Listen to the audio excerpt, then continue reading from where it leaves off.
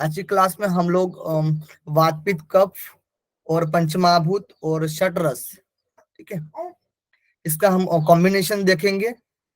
और वात पित्त कफ जो हमारे शरीर में ऋतु के अकॉर्डिंग भी किस प्रकार से हमें बैलेंस करना है, उसके जरिए हमको क्या आहार लेना है, क्या आहार नहीं लेना है ना, किस रस को लेना चाहिए, किस रस को नहीं लेना चाहिए, किस किस ऋतु में, है ना, वात पित्त कफ के अकॉर्डिंग। ओके, क्लियर है सबको? चलिए, सबसे पहले हम वात पित्त और कफ ये तीनों का कार्य देख लेते हैं। कार्य क्या होता है हमारे शरीर में, तीनों होते हैं ना, जैसे हम लोगों ने आपको स्थान बताया था, जैसे पैर के अंगुष्ठ से लेकर नाभि तक हम लोगों ने वात का स्थान बताया था आप लोगों को, है ना, ठीक है। और हम लोगों ने फिर आपको पित्त का स्थान बताया, नाभि से लेकर अपने चेस्ट तक पित्त का स्थान बताया था। फिर चेस्ट से ऊपर तक किसका स्थान बताया था, कफ का स्थान बताया था, ठीक है। उस प्रकार से उनके कार्य भी होते हैं, है ना, उस तरीके से यहाँ पर हम लोग कार्य देख लेते हैं। तो वात का कार्य क्या होता है हमारे शरीर में, उत्साह लाना। वात का जो कार्य होता है वो उत्साह लाना, श्वास का बाहर निकालना और श्वास का आना, ये वात का कार्य होता है। इंद्रिया आदि जो अपने अपने विषयों की तरफ जाती है यानी चेष्टा करती है, वो भी कार्य वात के द्वारा ही किया जाता है। मल मूत्र आदि वेगों की प्रवृत्ति भी वात के द्वारा होती है। धातु की उचित गति यानी रेगुलेट करना भी वात का ही काम है, ठीक है। वही इंद्रियों की विषय ग्रहण करने की भी निपुणता आदि शरीर का ही ये कार्य करता है, ये वात की वजह से, ठीक है। इंद्रिया अपनी अपनी चेष्टा करती है, ये सब वात का कार्य बताया गया है। पित्त का कार्य देख लेते हैं, तो पाचन का कार्य काम करना पित्त का है। उष्णिमा लाना यानी उष्णता लाना, देखने का कार्य भी ये पित्त के द्वारा किया जाता है, पित्त की वजह से ही। भूख और प्यास भी पित्त ही निर्धारित करती है हमारे शरीर में। और प्रीति स्नेह प्यार लाना जो काम है वो पित्त की वजह से होता है। कांति हमारे शरीर में जो चमक जो होती है, मेधा जो होती है, ठीक है। और हमारी बुद्धि का काम और स्थूलता है, अस्थूलता का काम क्या करता है, पित्त का कार्य होता है।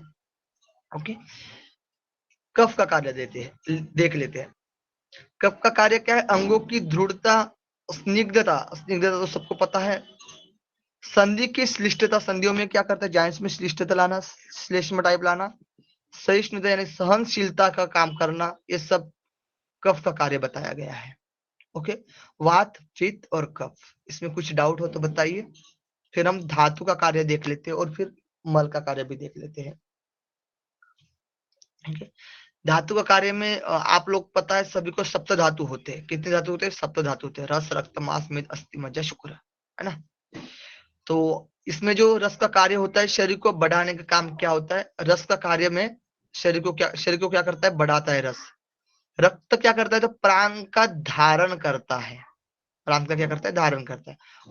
और मांस क्या करता है, लेपन करता है शरीर में, या फिर उपदेह करता है, यानी किसी उपाधि या संकेत को दर्शाता है मांस। मेद का कार्य क्या होता है, स्नेहन करना, स्नेहन का काम करता है। और अस्थि का कार्य क्या है, शरीर को धारण करना, यानी आधार प्रदान करता है अस्थि, है ना, कॉलम की तरह से। और मज्जा, मज्जा क्या करती है, मज्जा का अस्थियों का स्नेह से पूर्ण करना। मज्जा क्या करता है, अस्थियों को स्नेह से पूर्ण करता है। मज्जा तंतु बोलते हैं ना हम, अंदर वाला जो रहता है, ठीक है, मज्जा बोलते हैं ना, बोन मैरो। तो अस्थियों को स्नेह से पूर्ण करता है। और शुक्र का कार्य क्या करता है शुक्र, गर्भ उत्पादन करने में मदद करता है ना। ओके, रस रक्त मांस मेद अस्थि मज्जा शुक्र, ये इनके हमने कार्य बताया आप लोग। इसमें कुछ डाउट हो तो बताना आप। क्लियर है? अब मलों का कार्य देखते हैं। मलों का कार्य यानी पुरुष पुरुष को मल बोलते हैं। इस मल का कर्म होता है अपशिष्ट सामग्री को बाहर निकालना। अपशिष्ट जो सामग्रियां होती है हमारे शरीर में, उसको बाहर निकालने का कार्य होता है मल का। शरीर का अवस्टभन यानी धारण करना होता है पुरुष का कार्य, पुरुष का कर्म बताया गया है। मूत्र का कर्म यानी मूत्र का कार्य क्या होता है, क्लेद यानी गीलापन नमी पसीना, कोई क्लेद होता है, गीलापन नमी या पसीना को शरीर से बाहर निकालना, ये मूत्र का कार्य होता है। जो यूरिन वगैरह होता है, जो मूत्र मतलब बाहर निकलता है, ठीक है, मूत्र। श्वेत के कर्म क्या है, तो क्लेद को धारण करना श्रेष्ठ कर्म बताया गया है। वही श्वेत क्या करता है, गीलापन नमी पसीने को क्या करता है, धारण करता है ना। श्वेत, श्वेत भी पसीना ही होता है, वही मीनिंग निकलता है। ओके, क्लियर है? इसमें आप लोगों को इसमें कोई डाउट हो तो बताना। वात, पित्त, कफ, धातु और मलों के कर्म में। ठीक है, थंब कर लीजिएगा सभी लोग। अब हम ऋतु के अकॉर्डिंग देखेंगे जो तीनों दोष है ना हमारे शरीर में, वात, पित्त और कफ, जिसका कि ऋतु के अकॉर्डिंग किस ऋतु में संचय होता है, किस ऋतु में उसका प्रकोप बढ़ता है और किस ऋतु में उसका शमन किया जाता है ना, वो शमन होता है, ये बताया गया। ये नेचुरली प्रोसेस होता है। कैसे होता है? नेचुरली प्रोसेस होता है। जैसे हम लोग पहले आपको स्क्रीन में टेबल दिख रहा होगा, है ना, टेबल देख लीजिएगा। टेबल में वात, पित्त, कब दिखाया गया है। तो वात जब ग्रीष्म ऋतु होता है ना, ग्रीष्म ऋतु में क्या होता है, वात का संचय होना चालू हो जाता है। जब वर्षा आती है तो वर्षा के समय में क्या होता है, प्रकोप होता है वात का। और जब शरद आता है उसके बाद तो उसका शमन होता है, यानी वात बाहर निकलता है। ठीक है, वात का प्रकोप नहीं रहता है। उसके बाद पित्त देख लेते हैं। पित्त कब संचय होता है, चालू कब होता है पित्त अपने शरीर में जमा होना? वर्षा के ऋतु में चालू हो जाता है। और वर्षा के बाद जब शरद ऋतु आता है तो उसका प्रकोप बढ़ जाता है पित्त का। और फिर जब शरद के बाद हेमंत ऋतु आता है तो वो पित्त क्या होता है, हमारे शरीर में से कम होने लगता है, यानी शमन होने लगता है। ओके, फिर हम लोग कब देखते हैं। कब का संचय कब होता है? तो कब का संचय होता है शिशिर ऋतु में। जब शिशिर ऋतु चालू रहता है तब संचय चालू हो जाता है कब का। और जब बसंत ऋतु आता है, शिशिर के बाद क्या होता है, बसंत ऋतु आता है। हम लोगों ने हिरण संहिता में पढ़ा है ना। शिशिर के बाद जब बसंत ऋतु आता है तब बसंत ऋतु में कफ जो है उसका प्रोसेस बढ़ता है, हमारे शरीर में कफ की प्रवृत्ति बढ़ जाती है। जब ग्रीष्म ऋतु चालू हो जाता है तब हमारे शरीर में क्या होता है, कफ जो प्रवृत्ति थी वो कम हो जाती है, यानी कफ बाहर निकलता है हमारे शरीर से। ओके, संचय, प्रकोप और शमन तीनों दोषों के अकॉर्डिंग समझ में आया आप लोगों को? अब यहाँ से क्या पढ़े हम, दोष संचय का कारण, यानी संचय यानी जो जमा होता है इसका कारण क्या है। तो देखिए यहाँ पर आपको स्क्रीन दिख रही होगी। वात, पित्त, कफ के अकॉर्डिंग भी देख लेते हैं कि क्या कारण हो सकता है कि जो वात है, जिस वात किस ऋतु में हमारा संचय हो रहा है, पित्त किस ऋतु में संचय हो रहा है, कब किस ऋतु में संचय हो रहा है, संचय हो रहा है ना, जमा हो रहा है, तो किस वजह से हो रहा है, यानी हमको क्या औषधि खा रहे हैं ना तो कि हम संचय कर सकते। देखिए वात में बताया गया लघु यानी हल्का होता है, रुक्ष होता है और रुक्ष गुण, लघु और रुक्ष गुण। हम 20 गुण देखेंगे, 20 द्रव्य के गुण देखेंगे जो हम नीचे हम पढ़ेंगे। ठीक है, ये 20 गुण ही षट रस में काम आते हैं हमारे। जो षट रस हम लेते हैं ना, जो 6 रस बोला जाता है, जो 6 रस के अकॉर्डिंग जो वात, पित्त, कफ को निर्धारित किया जाता है। ठीक है, उसमें 6 रस में 20 गुण होते हैं। तो 20 गुण लघु हो सकता है, रुक्ष हो सकता है, तीक्ष्ण हो सकता है, मधुर हो सकता है, हम आगे पढ़ेंगे। ठीक है, अम्ल हो सकता है, सॉरी बाकी भी चीजें आती है। ठीक है, वो भी पढ़ेंगे। तो वात में देखिएगा, वात में क्या है, लघु और रुक्ष गुण होता है। खान पान से लघु रुक्ष गुण, ये वायु का स्वभाव होता है। लघु और रुक्ष गुण ये वायु का स्वभाव है। ये शरीर में क्या करते हैं, संचय करने का काम करते हैं। ठीक है, परंतु क्या होता है, ग्रीष्म काल में ये उष्ण होने की से वजह से क्या होता है, ये कुपित नहीं होता है वात। वात तो संचय हो जाता है, लेकिन ये कब संचय होता है, ग्रीष्म। तो ग्रीष्म काल यानी उष्ण होने की वजह से क्या होता है, ये वात कुपित नहीं होता। यहाँ पर हमने ऊपर पढ़ा था ना, देखिए वात कब संचय हो रहा है, ग्रीष्म में। लेकिन एकदम ज्यादा उष्णता होती है ना, उष्णता होने की वजह से ये क्या होता है, इसका प्रकोप नहीं होता है। जब वर्षा आता है तब प्रकोप होना चालू हो जाता है। ठीक है, तो ये लघु रुक्ष गुण होता है वात का। अब पित्त का देख लेते हैं, पित्त क्या है। तो वर्षा ऋतु में जब जल के अम्लपाक होने से, जब वर्षा ऋतु होती है आती है ना, तब क्या होता है, जल का अम्लपाक होता है। जल का अम्लपाक होने से औषधियों की भी अम्लपाक हो जाती है। जल का जब अम्लपाक हो जाता है तो जल सभी औषधियों में ना, सभी झाड़ियों में क्या होता है, एक समान ही जल जाता है ना ऊपर से। तो औषधि भी अम्लपाक हो जाते हैं, उससे वजह से पित्त संचित होता है। परंतु वर्षा काल के शीतल होने से प्रकुपित नहीं होता है, पित्त प्रकुपित नहीं होता, क्योंकि वर्षा काल में क्या होता है, वर्षा काल कैसा होता है, शीतल होता है, इसी की वजह से प्रकुपित नहीं होता। लेकिन संचय चालू होता है, किसकी वजह से, औषधि अम्ल होती है, अम्ल की वजह से पित्त संचय हो जाता है। ओके, कब देख लेते, कब में क्या, शरीर में स्निग्ध शीतल गुण से युक्त होता है। आहार आदि खान पान लेते हैं हम जो शीतल स्निग्ध जो होते हैं वो जो गुण, ठीक है, वो कफ को बढ़ाते हैं। जल एवं औषधीय से कफ संचय होता है। जल और औषधि जो ग्रहण करते हैं तो हम क्या होता है, कफ संचय होता है, ठीक है। परंतु काल की वजह से वही अब कफ, कौन सा काल आता है, शिशिर बोला गया ना, शिशिर, ठीक है, शिशिर है। शिशिर काल में, शिशिर काल की वजह से शरीर के समान होने से कुपित नहीं होता शरीर के उस समय, नहीं क्या शरीर में समान प्रकृति हो जाती है हमारे, इसलिए ये जो कफ होता है उतना प्रकोप नहीं होता है। शिशिर भी ठंडा होता है ना, कुपित नहीं होता उसमें भी। जैसे शीतकाल में जमा घृत संचित नहीं होता है, वैसे ही। अब देखते हैं वात पित्त और कफ का उपचार किस प्रकार से किया जाए, है ना। तो बताया गया है, देखिए जैसे वात का देख लेते हैं हम लोग। अब वात हमारे शरीर में ज्यादा हो गया, समझ प्रकोप हो गया है। अब नेक्स्ट स्टेप आती है प्रकोप की।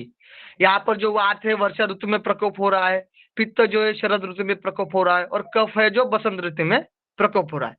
तो इसको बैलेंस करने के लिए जो वात, जब हम वर्षा ऋतु आएगा तो वर्षा ऋतु में वात का उपचार जो किया जाता है उसको हम वर्षा ऋतु में कर सकते हैं, सीधी सी बात है, क्योंकि वात बढ़ रहा है उस समय, है ना। पित्त, जब पित्त के जो उपचार पद्धति बताई गई है जो हम शरद ऋतु में उसका इस्तेमाल कर सकते हैं पित्त को कंट्रोल में करने के लिए। कफ, कफ जब बसंत ऋतु में बढ़ता है ना, तो कफ के जो उपचार पद्धति हम लोग अभी देखेंगे पढ़ेंगे, वो हम बसंत ऋतु में ट्राई कर सकते हैं कफ को बैलेंस करने के लिए। ओके, क्लियर है, ओके है। चलिए तो वात देख लेते हैं। वात में देखिएगा उपचार पद्धति, स्नेह स्वेद और मृदु संशोधन करना। पहले ये देख लेते, फिर डिटेल में इनका देख लेते क्या होता है, तो ठीक है। स्नेह स्वेद और मृदु संशोधन किया जाता है, आयुर्वेद में बताया गया स्नेह स्वेद मृदु। मधुर अम्ल लवण या आहार हम ग्रहण कर सकते हैं, ये जो रस बताया गया ये हम रस ग्रहण कर सकते हैं वात का उपचार के लिए।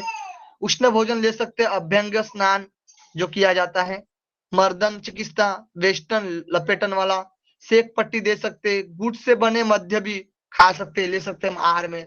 स्निग्ध एवं उष्ण बस्तियां कर सकते हैं, तो स्निग्ध हो या फिर उष्ण भी हो, बस्तियां कर सकते हैं। सुखाभ्यास कर सकते हैं, हम अभ्यास कर सकते हैं आसनों का सुखाभ्यास। दीपन, पाचन से सिद्ध तेल ले सकते हैं हम, उसकी शुद्धि, उसका इस्तेमाल करके हम शुद्ध क्रिया कर सकते हैं। अनेक योनि वाले स्नेह, विशेषकर मेद मांस रस तेल एवं अनुवासन, स्नेह बस्ती वायु की चिकित्सा बताई गई है। यानी जो तेल की मालिश की जाती है ना, तेल की जो तेल या फिर कोई भी द्रव्य का जो इस्तेमाल करके हम क्या बोलते हैं बस्ती भी करते हैं, ठीक है, वो भी वात के उपचार में बहुत ही सहायक होती है। और मधु अम्ल लवण का हम उपयोग कर सकते हैं। देखिए स्नेहन क्या है, स्नेहन क्या होता है, द्रव्यादि का बाहरी लेपन या मालिश करना, जो भी द्रव्य है उसका बाहरी लेपन या मालिश करते हैं ना, हम स्नेहन करते हैं, स्नेहन चिकित्सा, ठीक है, हमारे शरीर में यह एक प्रकार का चिकित्सा संवर्धन है जिसमें विभिन्न द्रव्यों का उपयोग किया जाता है, जैसे कि तेल तिल घी का हम उपयोग करते हैं और स्नेहन करते हैं हमारे शरीर पर, यही बोला गया है। ओके, श्वेत देख लीजिएगा, स्क्रीन पर आपको दिख रहा होगा। श्वेत का अर्थ होता है पसीने या श्वेत होता है। इसमें आयुर्वेद में स्वेदन चिकित्सा का एक अहम भाग होता है ये, जिसमें पसीना का उत्सर्जन होता है ताकि शरीर से अनिवार्य अवशिष्ट सामग्री निकल सके और शरीर की संतुलन बनी रहे, ठीक है। मतलब श्वेत जो क्रिया है पसीना या श्वेत करना, यानी उसको बाहर निकाल रहे हैं, पसीने को बाहर निकाले जिस क्रिया से, उससे क्या होगा, जो पसीने से जो बैक्टीरिया वगैरह होता है, वो जो अवशिष्ट पदार्थ होती है वो बाहर निकल जाती है, ठीक है, और शरीर संतुलित होता है। मृदु, मृदु संशोधन बताया गया है कि एक प्रकार का ये चिकित्सा प्रक्रिया जिसमें कि नर्म मृदु या फिर प्राकृतिक सामग्री का उपयोग करके हम रोगी के शरीर को संतुलित या उपचार के लिए सुधारने का प्रयास किया जाता है, नर्म मृदु का उपयोग करके, ठीक है, हल्के वस्तु चीजों का। अभ्यंग देख लीजिएगा, अभ्यंग ये तेलों का उपयोग करते हैं हम। अभ्यंग शारीरिक मानसिक संतुलन आता है। अभ्यंग स्नान भी होता है जो कि हम पूरे शरीर पर, आपको पता होगा अभ्यंग स्नान पूरे शरीर पर हम सुबह सुबह एकदम से मतलब तेल लगा लेते हैं, कोई भी ऑयल हो, जो कि जैसे कि ठंडी के मौसम में रहता है, तो ठंडी में हम क्या करते हैं जैसे गर्म वाला ऑयल, जैसे कि मोहरी का हो गया, फिर तिल का हो गया, उसको लगाते हैं। या फिर गर्मी के मौसम में हम इसका भी यूज कर सकते हैं, अपना कोकोनट है ना, उसका भी नारियल का तेल का इस्तेमाल कर सकते हैं। तो ठंडी के मौसम में जैसे तिल और जो मोहरी है उसका यूज करके, उस तेल का यूज करके हम पूरा शरीर पर लगाने के बाद गरम गरम पानी से स्नान करते हैं ना, करते हैं। मर्दन देख लीजिएगा, मर्दन क्या, यह चिकित्सा प्रक्रिया, ये भी मांसपेशियों को मसाज करने में, सुधारने में काम करती है। मर्दन यानी वही मसाज करना, मर्दन करना, मर्दन चिकित्सा, ठीक है। मांसपेशियों में चमक बढ़ती है, इससे शारीरिक दर्द और तनाव कम हो जाता है। वेस्टर्न देखिएगा, वेस्टर्न एक पोटली के माध्यम से मालिश करना होता है। पोटली यानी आमतौर पर गर्म तेलों या द्रव्यों को एक पोटली में बांध दिया जाता है। गर्म तेल और द्रव्य, जो कुछ हम द्रव्य ले रहे हैं उसमें, ठीक है, उसको क्या करता है, एक पोटली में बांध लिया जाता है और शरीर पर रगड़ना होता है वेस्टर्न क्रिया में। यह तेलों के प्रभाव को बढ़ाने में मदद करता है और शारीरिक संतुलन में सुधार लाता है। सेक या सेक पट्टी तथा गुड़ से बने मध्य देखिएगा, आयुर्वेद में सेक पट्टी, जो सेक पट्टी लगाते हैं ना, सेक करके गर्म करके जो होता है, हाँ ठीक है, उसको हमारे शरीर पर। गुड़ से बने मध्य का उपयोग विभिन्न चिकित्सा उपयोग में किया जाता है, जैसे कि रसायन चिकित्सा और शरीर को ऊर्जा प्रदान करने के लिए भी इसको किया जाता है। स्निग्ध एवं उष्ण बस्तियां, ये आयुर्वेद में तेल और द्रव्यों की बस्तियां को संकेत करते हैं, जो शारीरिक स्नेहन करते हैं और उष्णता प्रदान करते हैं। उष्णता लाना है, वात है तो हमारे शरीर में, ठीक है। सुखाभ्यास देख लीजिएगा। सुखाभ्यास, ये सुखाभ्यास या ध्यान एक मानसिक चिकित्सा प्रक्रिया है, जो मानसिक स्थिति को सुधारने और संतुलित स्थापित करने में मदद करती है। दीपन और पाचन से सिद्ध तेल देखिएगा, यह चिकित्सा में उपयोग किए जाने वाले तेल है, जो पाचन और दीपन गुणों से युक्त होते हैं और पाचन क्रिया को सुधारने में मदद कर सकते हैं, ठीक है। पाचन और दीपन गुणों से क्या होते हैं, ये युक्त होते हैं और पाचन क्रिया को सुधारने में मदद करते हैं। पाचन तेल जो स्पेशली लिया जाता है पाचन प्रक्रिया के लिए। अनेक योनि वाले स्नेह, यानी इसका अर्थ है कि विभिन्न द्रव्यों के संयोजन से, यानी बहुत सारे द्रव्य मिलाकर संयोजन से बने स्नेह हैं, जो विभिन्न रोगों के इलाज में प्रयोग किए जाते हैं। जो 20 प्रकार के द्रव्य बताए गए ना, जो गुण, हम नीचे पढ़ेंगे इसको, ठीक है। ये सभी चीजें आयुर्वेद में उपयोग की जाती है ताकि शरीर को संतुलन बनाए में रखने में और रोगों के इलाज में मदद मिले। ओके, क्लियर है? बात का हो गया। पूजा जी, शालिनी जी, सब लोग थम कर लीजिए। अब पित्त का देख लीजिएगा, मनीष जी, गुलशन जी, कार्तिकेश्वर जी। अब पित्त का उपचार देखिएगा। पित्त को हम, जैसे प्रकोप बढ़ गया है पित्त का, भाने जी गुड़, तो उसको कम कैसे करें, तो घृत पान कर सकते, यानी घी को यूज कर सकते। मधुर शीतल द्रव्य, जो भी मधुर शीतल द्रव्य है उसका हम द्रव्यों से विरेचन कर सकते हैं। विरेचन पता होगा आपको, है ना, पित्त का उपचार करने के लिए मधुर शीतल द्रव्यों से विरेचन कर सकते हैं हम लोग। जैसे पित्त बढ़ गया था तो क्या, जैसे हम एरंड का तेल जो होता है ना, उसका भी यूज कर सकते हैं। मधुर तिक्त कषाय रस वाले भोजन और औषध सेवन किया जाता है। मधुर तिक्त कषाय रस वाले भोजन और औषध का सेवन किया जाता है। सुगंध शीतल और मन को प्रिय गंधों का सेवन भी किया जा सकता है, ठीक है। कपूर चंद से हम लेप भी लगा सकते हैं। शीतल जल से स्नान भी कर सकते हैं। दूध, घी और विरेचन, ये सब हम क्रिया कर सकते हैं। दूध घी का सेवन, विरेचन क्रिया कर सकते हैं। ओके, पित्त का उपचार सिंपल है। विरेचन में उतना कुछ नहीं है, सिंपल है, मैंने भी किया है। विरेचन का जो प्रोसेस होता है, 1 या 2 जो चम्मच होता है, जो एरंड का तेल जो होता है, सुबह सुबह पी लेने का होता है बस। लेकिन पूरा दिन भर सोना नहीं होता है, दिन भर सोना नहीं, और शाम को एक हल्का खिचड़ी खा लेना होता है, बस। सिंपल है उसमें, और तुरंत मतलब उसका इलाज भी दिखने में आता है, और इसमें वेट भी कम होता है, वेट भी कम होने में मदद होता है। ठीक है, चलिए। मन को प्रसन्न करने वाले पदार्थ भी ये सब हो गया। अब देखिए कफ का उपचार के लिए, इसमें भी कफ को निकालने के लिए भी हम वमन विरेचन का इस्तेमाल कर सकते हैं। तीक्ष्ण वमन, जो कुछ द्रव्य से हम करते हैं, जैसे नमक वाले पानी से भी कर सकते हैं। रसों का दोषों पर प्रभाव देख लीजिएगा, जो रस देख लेते हैं हम नीचे पे, हम और बाकी पढ़ेंगे डिटेल में भी। मधुर अम्ल लवण, ये जो वायु का शमन करते हैं तथा कफ को बढ़ाने वाले होते हैं, मधुर अम्ल लवण, है ना। और कटु तिक्त कषाय ये कफ का शमन करते तथा वायु को बढ़ाने वाले होते हैं, यानी वात को बढ़ाते हैं लेकिन कफ का शमन करते हैं। कटु तिक्त कषाय, कटु तिक्त कषाय में क्या होता है, सबको पता है, वायु होता है, यानी पंच महाभूत में वायु गुण होता है, आकाश गुण होता है, इसीलिए वायु को बढ़ाएंगे और कफ का शमन करेंगे, है ना। और मधुर अम्ल लवण में क्या था, मधुर अम्ल लवण में ज्यादातर पृथ्वी और जल तत्व रहता है, जल तत्व रहता है, इसकी वजह से कफ को बढ़ाएंगे और वायु को शमन करेंगे। कषाय तिक्त मधुर में पित्त का शमन करते हैं, और ये क्या है, कषाय तिक्त मधुर, ये क्या करता है, पित्त का शमन करता है। मधुर में तो पता है पृथ्वी और जल रहता है, तिक्त में कोई अग्नि तत्व रहता नहीं है, इसमें भी तिक्त में क्या बोलते हैं, आकाश और वायु रहता है। कषाय में क्या रहता है, पृथ्वी और वायु रहता है ना। पित्त का शमन करते हैं, और अम्ल लवण कटु पित्त को बढ़ाते हैं। अम्ल लवण कटु में अग्नि होती है, तीनों में भी अग्नि पाई जाती है, ठीक है, इसकी वजह से पित्त को बढ़ाने वाले होते हैं। क्लियर है, इसमें कोई डाउट नहीं होना चाहिए। ये कुछ पायन देख लेते हैं, ठीक है, बस छोटा मोटा देख लेते हैं। वीर्य, जो कि गुणों की उत्कर्षता अर्थात उत्कर्ष शक्ति को वीर्य कहते हैं। जो उत्कर्ष शक्ति होती है वो वीर्य है, जो कि शीत वीर्य और उष्ण वीर्य भी होता है, ठीक है। ये दो भेद बताए गए हैं, आयुर्वेद में ध्यान रखना, शीत वीर्य और उष्ण वीर्य। द्रव्य भेद से 3 प्रकार के द्रव्य होते हैं, 3 प्रकार के द्रव्य, जैसे हम 20 प्रकार के देखेंगे ना यहाँ पर, तो उसमें 3 प्रकार के पहले बताए गए, शमन, कोपन और स्वस्थ। अब कुछ द्रव्य ऐसे होते हैं कि शमन करने वाले होते हैं, कुछ कोपन करने वाले, कुछ स्वस्थ करने वाले। देखिए यहाँ पर दोष शमन करने वाले, देखिए शमन में दोष शमन करने वाले द्रव्य शमन द्रव्य कहलाते हैं, यानी जो दोषों का शमन करने वाले होते हैं उसको शमन द्रव्य कहा जाता है। कोपन यानी जो दोष को कुपित करने वाले होते हैं उसको कोपन कहते हैं। और जो द्रव्य स्वस्थ के लिए हितकारी होते हैं, जो हम यूज करते हैं, ठीक है, उसको क्या बोलते हैं, हम पत्य द्रव्य बोलते हैं। इस प्रकार से 3 कैटेगरी में इन द्रव्यों को हम बांट सकते हैं। ओके, क्लियर है,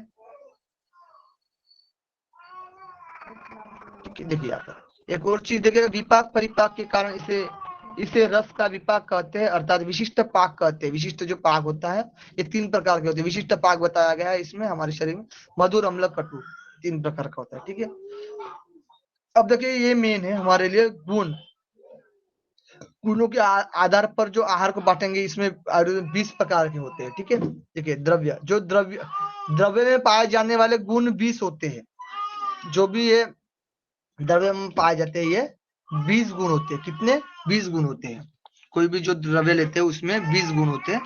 अब वो जैसे घी हो, दूध हो, कोई भी जो द्रव्य लेते हैं ना हम लोग, है ना, उसमें ये 20 गुण होते हैं। तो कम होता है, कोई ज्यादा हो सकता है ना, उसके हिसाब से हम फिर वात पित्त कफ में भी इंक्लूड करते हैं, और उसके हिसाब से कि क्या प्रकोप हुआ है, किसको शमन करना है, किसको संशय करना है, ये भी हम देखते हैं, है ना। देखिए तो 20 गुण होते हैं द्रव्य में पाए जाते हैं, जो कि भारी भी होता है। कोई भी दूध हो, कोई भी चीज लीजिए, कोई भी जो द्रव्य है उसमें 20 गुण होते हैं, ध्यान रखना। गुरु यानी भारी होता है, लघु यानी हल्का, मंद यानी धीमा, तीक्ष्ण यानी तेज, शीत यानी ठंडा, उष्ण यानी गर्मा, स्निग्ध यानी चिकना, रुक्ष यानी सूक्ष्म सूखा, श्लेषण यानी चिपकने वाला, जो भी होता है वो श्लेषण यानी चिपकने वाला, खर यानी खुरदरा, खुरदरा जो होता है ना, ठीक है, खरदर टाइप, खुरदरा, सांद्र यानी गाढ़ा, द्रव्य यानी पतला होता है ना, द्रव्य भी है इसमें, मृदु यानी मुलायम, कठिन यानी कठोर, स्थिर यानी ठहरा हुआ, चल यानी चलने वाला, सूक्ष्म यानी छोटा, स्थूल यानी बड़ा, पर स्थूल डबल है कि नहीं है, बड़ा, ठीक है, और विशद यानी मोटा, और पिच्छिल यानी चिकना। क्लियर है? 20 गुरु, लघु, मंद, तीक्ष्ण, शीत, उष्ण, स्निग्ध, रुक्ष, श्लेषण, खर, सांद्र, द्रव्य, मृदु, कठिन, स्थिर, चल, सूक्ष्म, स्थूल, विशद, पिच्छिल, ये 20 गुण द्रव्यों में पाए जाते हैं। इसके अतिरिक्त भी व्यवायी एवं विकासी गुण भी होते हैं, ये दोनों ध्यान रखना, व्यवायी एवं विकासी गुण। अब ये देखिएगा, व्यवायी और विकासी गुण। व्यवायी जो होता है, जो द्रव्य सर्वप्रथम शरीर में फैलकर बाद में पचते हैं, शरीर में तो फैल जाते हैं सर्वप्रथम, लेकिन बाद में पचते हैं, उसको व्यवायी द्रव्य बोला जाता है। और जो शरीर विकासी क्या है, जो शरीर के सभी संबंध संधि बंधों जो संधि बंधनों को शिथिल करते हैं विकासी द्रव्य कहलाते हैं। जो शरीर के सभी संधि बंधन जो संधियां होती है उसको क्या करते हैं, शिथिल करने वाले जो द्रव्य होते हैं उसको विकासी द्रव्य कहते हैं।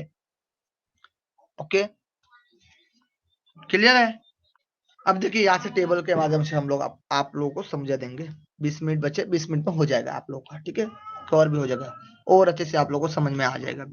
त्रिदोष के लक्षण देख लीजिए। वात पित्त कफ, ठीक है, यहाँ पर कितना 7 से 21 हो रहे हैं ना, कोई दिक्कत नहीं, चलिए एक आध एक्स्ट्रा हो सकता है इसमें, है ना। देखिए ये ध्यान रखना, यहाँ से क्वेश्चन पूछा जा सकता है आगे में।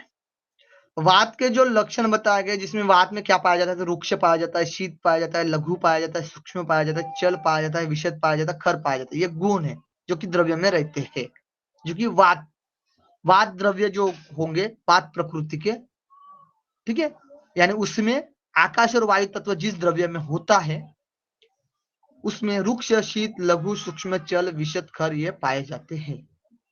पित्त में चल और विशद का मतलब क्या? चल यानी चलने वाला, यहाँ पर देखिए यहाँ पर अर्थ आप लोगों को बताया था, चल यानी चलने वाला, चलने वाला, ठीक है।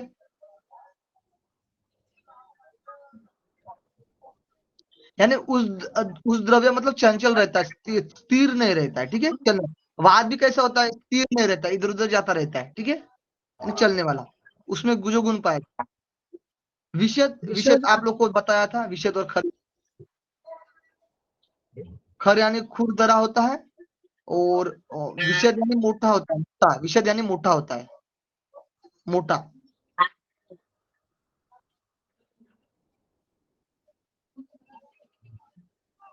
ठीक है। चलिए पित्त का देखिए। पित्त में संस्नेह, स्नेहन करना, संस्नेह, उष्ण, तीक्ष्ण, द्रव्य, अम्ल, सर और कटु, सर और क्या है, कटु है, ठीक है।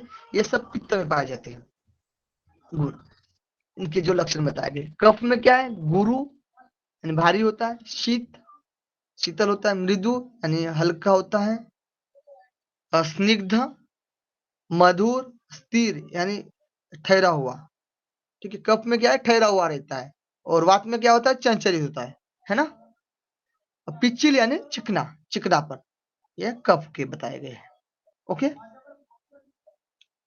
देश काल मात्रा के अनुसार विपरीत गुण वाली औषधियों से विकारों की निवृत्ति की जानी चाहिए। देश काल मात्रा का ध्यान में देखते हुए हमें क्या करता है, विपरीत गुण वाली औषधियों से क्या होता है, विकारों को दूर किया जाता है। विपरीत गुण यानी वात बड़ा है तो पित्त की औषधि देना है ना, या फिर पित्त मतलब वात बड़ा है तो कफ और पित्त का इस्तेमाल कर सकते हैं, और पित्त बड़ा है तो वात और कफ का इस्तेमाल कर सकते हैं, और कफ बड़ा है तो वात और पित्त का इस्तेमाल कर सकते हैं। अब देख लीजिए यहाँ से, आप टेबल देख लीजिएगा क्या हितकारी है। वात में पता है सबको, हम लोगों ने बताया आप लोगों को, आकाश और वायु होता है। पित्त में क्या होता है, अग्नि और जल होता है, और कफ में क्या होता है, जल और पृथ्वी होती है। ओके,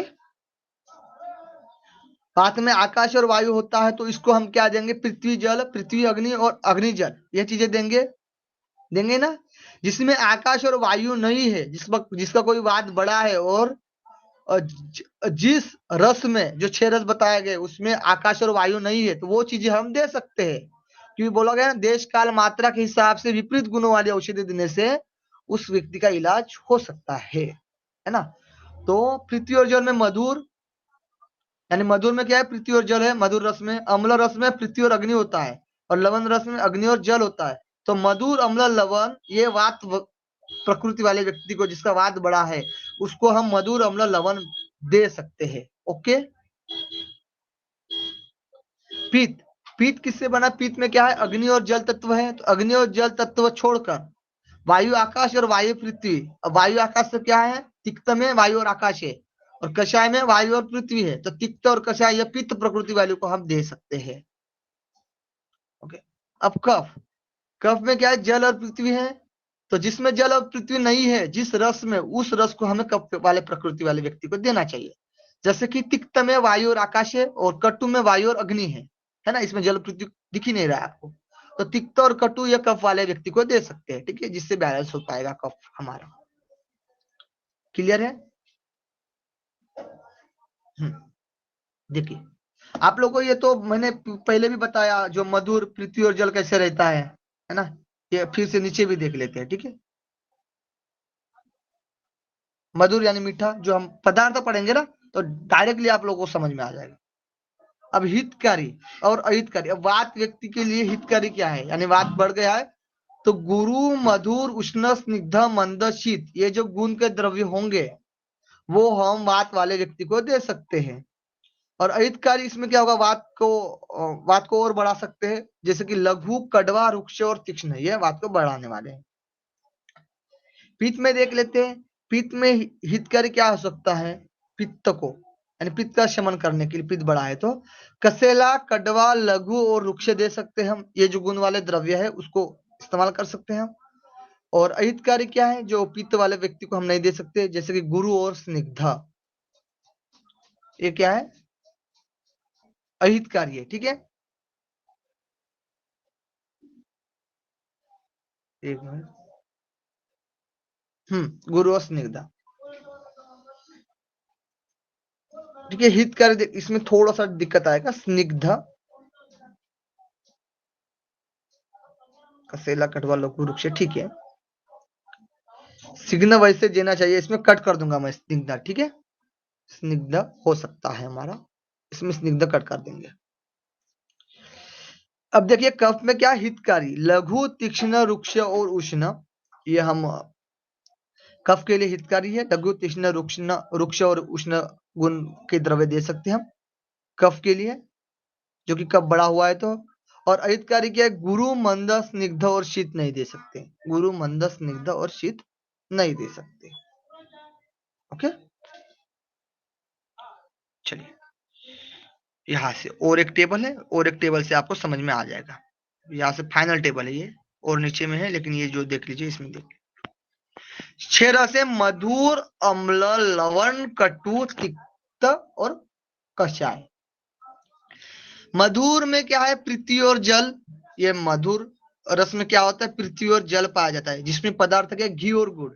तो घी और गुड़ में सबसे ज्यादा क्या होता है, पृथ्वी और जल तत्व रहता है, यानी मधुर होता है। घी और गुड़ कैसे होता है, मधुर होता है। अम्ल यानी खट्टा, पृथ्वी और अग्नि से अम्ल होता है। अम्ल गुण, अम्ल रस में पृथ्वी और अग्नि पाई जाती है। इसमें पदार्थ जैसे खट्टा कौन कौन से होता है, नींबू होता है, इमली होता है, अनार और तर्क।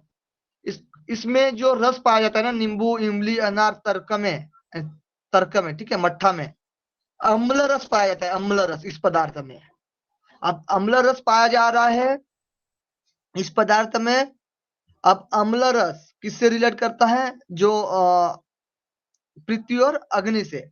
अब पृथ्वी और अग्नि, इसमें जो गुण है, यानी जो पंचमहाभूत में से जो है, ठीक है, उस तरीके से हमें क्या करना है, द्रव्य भी देना है। जो नींबू, इमली, अनार, तर्क, ये जो द्रव्य है, ठीक है, इसमें जो गुण पाया जाएगा वो यानी रस तो अम्ल पदार्थ, अम्ल देखने में आएगा, और नींबू, इमली, अनार में जो हमने ऊपर जो गुण पढ़े थे, ठीक है, जो हल्के वाले, यानी जिसमें आकाश और वायु रहेंगे, वो इसमें गुण पाई जाती है, क्वालिटी पाई जाती है। ओके, लवण देख लीजिए, लवण में क्या है, नमकीन, नमक वाला। ये जो नमक में जल और अग्नि रहता है, इसका जो एग्जाम्पल हो सकता है हमारा सिंधा नमक, इसमें जल और अग्नि पाई जाती है। कटु, कटु यानी होता है तीखा, तीखा होता है। इसमें जो भूत होता है, पंचमहाभूत, वायु और अग्नि होता है, वायु और अग्नि होता है। और पदार्थ क्या है, इसमें हींग और मिर्च, हींग और मिर्च में कटु रस पाया जाता है, कटु रस। और गुण भी वही रहेगा, तीक्ष्ण रहेगा, उष्ण रहेगा, जो 20 प्रकार से गुण बताए गए ना, वो इसमें कुछ इंक्लूड होंगे, जो तीक्ष्ण है, ज्यादा तीक्ष्ण वाले जो है, उष्ण वाले जो है, वो इसमें पाए जाएंगे। तिक्त यानी कड़वा। वायु और आकाश होता है, क्या होता है, वायु और आकाश होता है। इसमें पदार्थ क्या है, पटोल, नीम, करेला, गिलोय। इसमें तिक्त रस पाया जाता है, तिक्त रस, पटोल, नीम, करेला, गिलोय में तिक्त रस पाया जाता है। कषाय, कषाय देखिएगा, कषाय यानी कसेला होता है, जिसमें कि वायु और पृथ्वी पाई जाती है। अब इसका एग्जाम्पल जो होता है वो है हरड़, और बेड़ा, बेड़ा तो कसाई टाइप होता है ना, बेड़ा, ठीक है। तो जिसमें कि जो रस पाया जाता है वो कषाय रस पाया जाता है। ओके, क्लियर है? डन। बाकी लोग तो हम कर लीजिए, गुलशन जी, पूजा जी, मनीष जी, बानी जी। अब देखिएगा और एक टेबल और क्लियर हो जाएगा आपका, है ना? ठीक है, देखिए, वात पित्त कफ त्रिदोष पंचमहाभूत प्रकोप और शमन किस प्रकार से होता है। जैसे वात में आकाश और वायु है, आकाश और वायु, पित्त में अग्नि होता है और कफ में जल और पृथ्वी होता है। ओके, अब वात में आकाश और वायु है तो आकाश और वायु किस किस रस में पाए जाते हैं, तो कटु तिक्त कषाय में आकाश और वायु पाया जाता है। बाकी भी पाया जाता है, जैसे कटु और तिक्त कषाय हमने ऊपर ही देख लीजिए ना, कटु तिक्त कषाय, यहाँ पर जो मैंने टेबल समझाया कटु तिक्त कषाय। कटु में देखिएगा वायु और अग्नि है, ठीक है। तिक्त में क्या है, वायु और आकाश है। कषाय में क्या है, वायु और पृथ्वी, यानी वायु वायु है, यानी वात है इसमें, कटु तिक्त कषाय में, है ना? ठीक है, यानी ये क्या करेंगे, कटु तिक्त कषाय, ये बढ़ाएंगे वात को, क्या करेंगे, बढ़ाएंगे, यानी प्रकोप करेंगे शरीर में। ये तो समझ में आ गया आपको। अब सिंगल और पित्त का देख लीजिए। पित्त में क्या है, अग्नि, पंचमहाभूत क्या होता है, अग्नि होता है पित्त में। अब इसमें जो पित्त में रस कौन से होते हैं, प्रकोप कराने वाले, यानी पित्त को बढ़ाने वाले, तो कटु अम्ल लवण। अब कटु अम्ल लवण में हमें पंचमहाभूत देखना पड़ेगा। पंचमहाभूत में कौन सा, पंचमहाभूत में से कौन सा भूत देखना पड़ेगा, अग्निभूत देखना पड़ेगा। कटु अम्ल लवण में अग्निभूत तो होगा, देख लेते हैं। कटु अम्ल लवण में, कटु अम्ल लवण, कटु में देखिएगा अग्नि है, वायु और अग्नि है। अम्ल अम्ल अम्ल अम्ल, अम्ल में भी है पृथ्वी और अग्नि है। कटु अम्ल और लवण, लवण में भी अग्नि है, जल और अग्नि है, तो अग्नि तत्व ज्यादा है इसमें, ठीक है। यानी ये बढ़ाएंगे, किसको बढ़ाएंगे, पित्त को बढ़ाएंगे, कटु अम्ल और लवण। अब कफ देख लीजिएगा, कफ में क्या है, पंचमहाभूत में से जल और पृथ्वी है। क्या है, जल और पृथ्वी होता है पंचमहाभूत। अब इसमें जो कफ में रस कौन से, तीन रस है, मधुर अम्ल लवण। अब मधुर अम्ल लवण, इन रस में कौन से गुण, कौन से पंचमहाभूत होने चाहिए, पंचमहाभूत में से कौन से भूत होने चाहिए, जल और चाहिए। तो मधुर अम्ल और को चेक कर लेते हैं हम लोग ट्राई के बेसिक पर। देखिए, मधुर अम्ल लवण पर, पृथ्वी और जल, मधुर अम्ल लवण, मधुर में पृथ्वी और जल है, डन। मधुर अम्ल, अम्ल में भी पृथ्वी है, अग्नि तो है लेकिन पृथ्वी है, ठीक है। अम्ल तो पृथ्वी तत्व ज्यादा है, इसमें भी है, ठीक है, पृथ्वी तत्व। मधुर अम्ल और लवण, लवण में क्या जल है, ओके। यानी ये क्या करने वाले हैं, कफ को बढ़ाने वाले हैं, ओके। अब इसका शमन कैसे करना है, तो सिंपल है, देख लीजिए यहाँ पर एकदम क्रॉस करके आपको यहाँ पर देख बता ही दिया है। देखिए, जब वात बढ़ाने वाले कटु तिक्त कषाय है, तो ये जो वात बढ़ाने वाले ये कफ को शमन कर सकते हैं। कफ क्या कर सकते हैं, शमन कर सकते हैं, यानी कफ को कम कर सकते हैं। वात प्रकृति के जो रस है वो कफ को कम करने में मदद करते हैं, ओके। जो कि कटु तिक्त कषाय, जो कि कफ को कम करने में मदद करते हैं। अब कफ का देख लेते हैं, सीधा उल्टा प्रभाव पड़ जाएगा वात पर। तो मधुर अम्ल लवण, ये जो है रस, ये वात प्रकृति वाले व्यक्ति को, ज्यादा वात प्रकृति वाला व्यक्ति होगा तो उसको वात का प्रमाण कम कर लेते हैं, यानी वात को शमन करते हैं। कौन, मधुर अम्ल लवण। एकदम क्रॉस है, उल्टा। वात कफ को कम करेगा और कफ वात को कम करेगा, क्लियर है। अब आता है पित्त की बारी। किसकी बारी आती है, पित्त की बारी। तो पित्त में तो अग्नि तत्व है, ठीक है, लेकिन रस कौन सा है, कटु अम्ल लवण, ये प्रकोप करने वाले पित्त, ठीक है। कटु अम्ल लवण, इनके अपोजिट देना पड़ेगा। अब कटु अम्ल लवण में से तीन को छाट लो अभी आप लोग, जिसमें अग्नि नहीं है। अग्नि किसमें है, कटु अम्ल लवण में है ना। अब 6 रस होते हैं हमारे, तो 6 रस में से जो 3 नहीं है वो हमारे इसका सेवन कर लेंगे अग्नि का, यानी पित्त का। सिंपल सी बात। कटु अम्ल लवण में अग्नि होती है, तो कषाय मधुर तिक्त में नहीं होती है। डन। अब कषाय मधुर तिक्त का देख लेते क्या है तो इसमें। कषाय मधुर तिक्त में, कषाय मधुर तिक्त, कषाय क्या है? कषाय में वायु और पृथ्वी, अग्नि नहीं है। कषाय तिक्त, तिक्त में भी वायु और आकाश है, इसमें भी अग्नि नहीं है। कषाय तिक्त। और मधुर में पृथ्वी और जल, इसमें भी अग्नि नहीं है। तो ये शमन कर सकते हैं, है ना। ये तीनों में अम्ल लवण कटु में अग्नि है, और मधुर तिक्त कषाय में नहीं है। किसी का माइक ऑन है? कार्तिकेश्वर जी। सर पित्त में अग्नि प्लस जल होता है ना? थोड़ा मोड़ा समझ सकते हैं, ठीक है, अग्नि प्लस जल, ठीक है, लेकिन ज्यादा नहीं ले सकते हम। वैसे तो पित्त में सारी चीजें रहेंगी, लेकिन ज्यादा क्या रहेगा इस पर हम फोकस करेंगे, ठीक है। एग्जाम के दृष्टि से भी और रोग के दृष्टि से भी तो ज्यादा फायदे में होगा, ठीक है ना। क्लियर है? क्योंकि देखिए जल ऐसा तत्व है, उसमें मधुरता भी पाई जाती है मेन।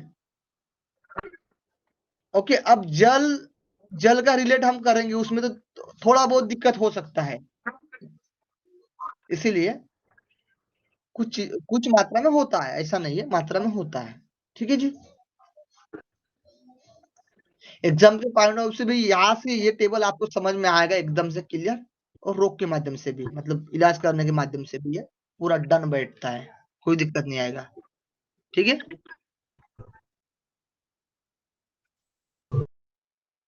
क्लियर है? ये आप लोग क्या बोलते हैं, ऋतु के हिसाब से है, यही चीजें हैं, ठीक है। ये 2 टेबल है, आप लोग देख लोगे, आप लोग, ठीक है, आप लोग देख लेना, 2 ही टेबल है, बाकी तो हो गया। अभी कल क्वेश्चन करेंगे।